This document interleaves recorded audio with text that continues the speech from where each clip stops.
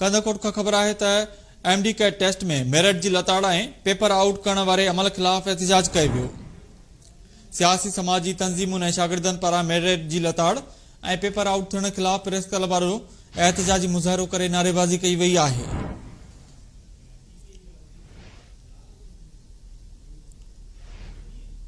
Update की तरह कंदकोट में एमडी कैट टेस्ट में मेरिट की लताड़ और पेपर आउट करण वाले अमल खिलाफ एहतजाज किया वो।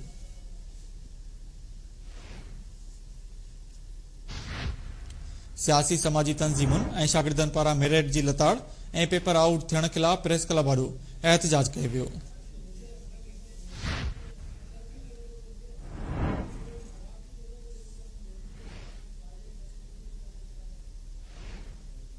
एमडी के टेस्ट में मेरिट की लताड़ और पेपर आउट करण वाले अमल खिलाफ एहतजाज किया वो।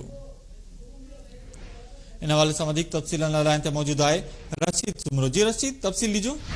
अॼु बि कंदकोट में भी एमसी टेस्ट ईंदड़ शागिर्दन ऐं सियासी समाजी तंजीमन पारां प्रेस क्लब वारो एहतजाजी मुज़ाहिरो कयो। जॾहिं त जो चवणु हो त अॻु बि पेपर आउट थियो, उनखां पोइ ॿीहर टेस्ट वरिती वई ऐं ॿीहर बि टेस्ट जी पैसनि एवज उहा आउट कयो वियो आहे पेपर।